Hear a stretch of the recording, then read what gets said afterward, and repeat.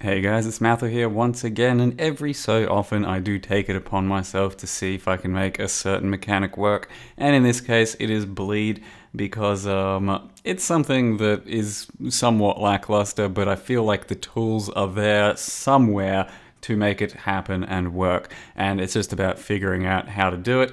And recently in the last league I did make a spectral shield throw bleed gladiator that took on the whole game, but it was a little bit slow on damage in the purest of endgame and didn't feel the greatest, but I think that's kind of a spectral shield throw problem, and in this time around, I'm giving it a shot to go Earthquake Bleed, which was a very popular build back in the day when double dipping was absolutely rampant, and Slayers were really good for your area effect skills. So you ran around with a Disfavor, a Slayer, Bleed, Poison, Earthquake, and it was one of the strongest builds around. In this day and age, well, the Earthquake area is definitely a lot worse than it used to be, and even using something like the area gem and a few area nodes, it doesn't feel great to have the area that I currently have, but the bleed damage and the damage is actually kind of there. If you start messing around with bleed on path of building, you're gonna have a bad time. You're gonna just run into almost no damage, almost no ways of scaling it, and absolutely pathetic numbers in the end, and then you won't ever start the character.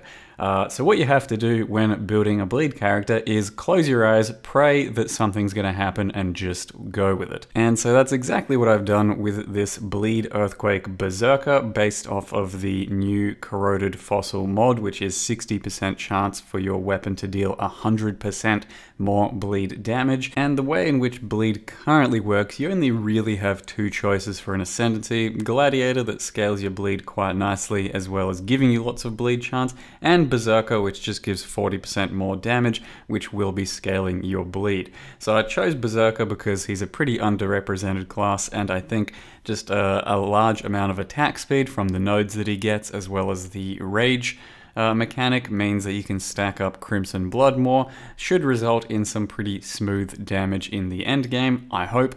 And so far, so good. It's currently level 87. It's using a Val Axe that I crafted with Corroded Fossils. Nothing too special. It should be a little better than Disfavor on bleed damage.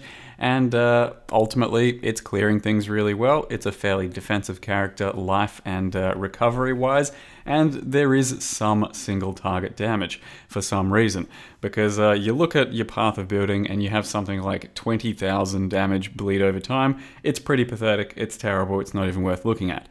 If you actually stack up a lot of that damage with Crimson Blood and get the high rolls of your Ruthless, it should actually end up being a lot bigger, but it does rely on getting the right stacks of bleed and also a lot of stacks with the Crimson Blood. For the most part though, you map without Crimson Blood, I think, because you just want to run around and get the big single hit of bleed on there, and then if mobs run around, they bleed themselves even harder. So Crimson Blood is kind of a just more of an end game mechanic that you want to, once you start running out of one-shotting and bleed exploding from, let's say, white maps up to high yellow maps, you want to start speccing into Crimson Blood so that you can then stack up more bleeds and things keep taking more and more damage. And you can see that the playstyle is rather smooth with Val Earthquake, which is up almost all of the time. You pop a Val Earthquake and then you run through a bunch of monsters, dropping more Earthquakes and exploding things with Hemo Gloves. Ends up being pretty damn smooth, because with the less duration gem and the less duration helm enchant, you are reducing the time at which you can't gain souls for Val Earthquake, as well as reducing its actual duration too. So then you pretty much get it up almost all of the time. And this is my first and only real single target attempt on the character so far, a tier 8 Elder situation. So a couple of the Guardians here just for the clips, and this is with Crimson Blood, and we are stacking bleeds as much as possible. Still a little off of my maximum damage, but it's not going to get that much better anyway, but you can see the damage is somewhat reliable. You get your dot up and it stacks nicely and it ticks constantly, as opposed to some sporadic damage with various crit builds. So hopefully in the next day or two I'll end up going against the real tough content. the tier 16s, the Uber Elders, and figure out just how pathetic or sexy this damage actually is. Because against the tier 8 Elder, it's certainly nothing to sneeze at, and there's not really a huge requirement to get into this type of damage with bleed. It's just that there's only so much you can do to push it, whereas, let's say, an elemental build, you can do so many things, abyssal jewels and passives and various gear, and there's just, the sky's the limit. Whereas with bleed, well, you have a weapon, you have a few passives, and you're pretty much finished on your character's damage journey. So we'll see how it goes in the next couple days, but I do want to show you just how I've built the character so far and how it's looking at the moment. So this should be a pretty quick overview because there's not that much to talk about here, but the character is a level 87 Berserker at this point called DPS Waiting Room. Quite a lot of life, should hit about 7k, and you do need a lot more as a Berserker since you do take the 10% increased damage.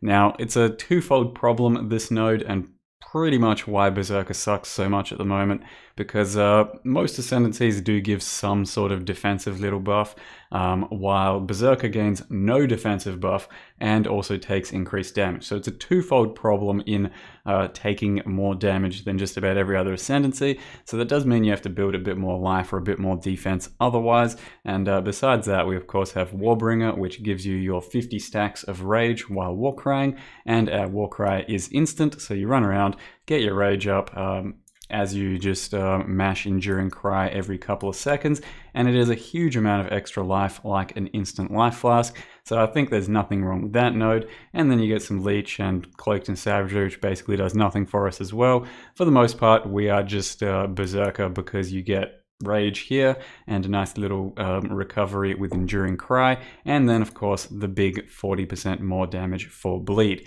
And the passive tree, well, it's nothing too special. There's only so much you can do to actually build into bleed. You basically have to just build into a bunch of life nodes and a bunch of the weapon nodes you're currently doing, which is an axe in this case, focusing on any other nodes that have damage with ailments from attack skills, as well as a little bit of bleed damage through here, a little bit of bleed over here, trying to get these axe nodes here for the damage over time, but they're all pretty damn weak in scaling, and that's the best thing you can do for the build. But we are building entirely around this corroded fossil mod. So 60% chance for bleeding inflicted with this weapon to deal 100% more damage. Now, that's a lot better than a Disfavor if you have a similar sort of weapon.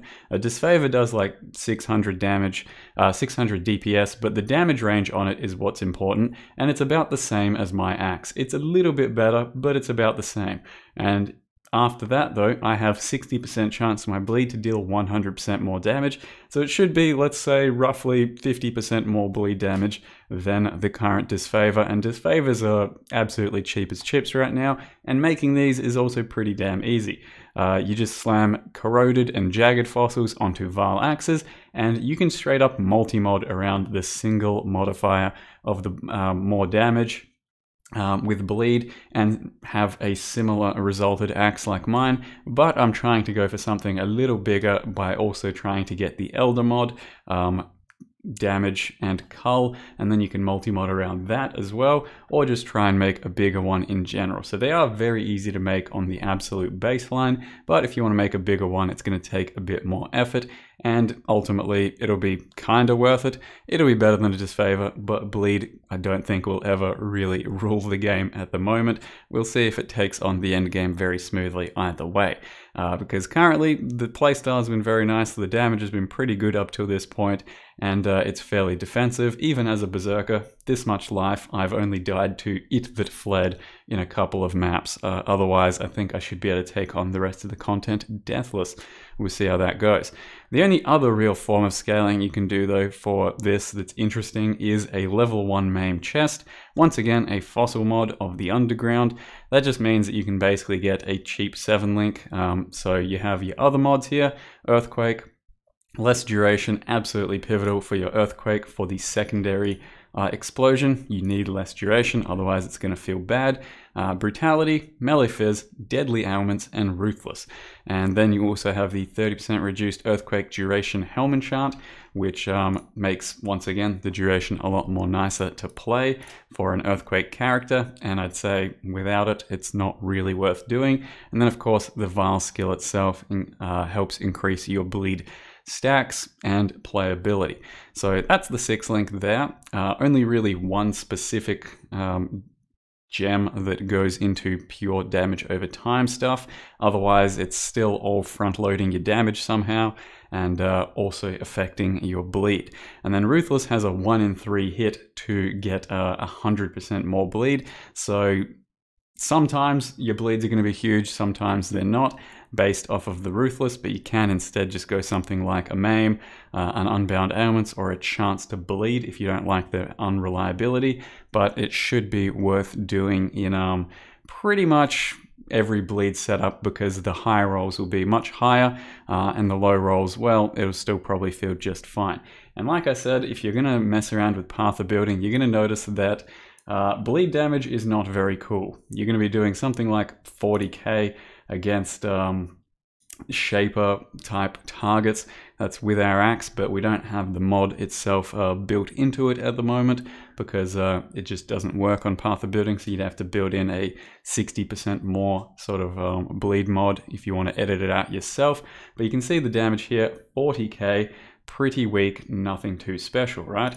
So that is the aftershock damage, the secondary attack, which is quite big. The initial one does 24k. The aftershock, which you can do like once every second or so, deals that much more, and it's 40k with Crimson Blood. So if you take out Crimson Blood, it's 80k, but if you put in the 40k for Crimson Blood, you can stack it 8 times, and that's not really factoring in Ruthless. The way that Ruthless is dealt with in Path of Building is that it basically averages out your hits to then be 30% more. So let's say we take Ruthless out, see we're losing about 10k of official bleed damage, but it's not really the case with what Ruthless does, because once you actually get that high roll, it will then hit for 100% more. It's just tough to really trust Path of Building numbers around bleed, and you can otherwise look at what a single bleed will do if things are running and not Crimson Dance, Crimson Blood, Crimson Dance. So you take that off, you go down here and you hit, is the enemy moving, and it's pretty big damage. Well, relatively speaking, it's good damage. It's good enough for most content. But that's really all there is to it at the moment for now. Hopefully, after I kill Uberelda, and I'm sure I will, I can show you more of what bleed damage actually does. But there's only so much you can do. We're building around with Aspect of Spider, a War Banner, and of course Vulnerability. And that's about all the damage you can possibly pull out of bleed at the moment. You can look at my Spectral Shield Throw character otherwise, because that scales really nice for bleed, but the playstyle is a bit slower. In any case, guys, that's probably all I'll say for this one for now. Hopefully in the next day or two, I have some better endgame to show you. But for now, hope you enjoyed the video. Thank you very much for watching, and see you next time.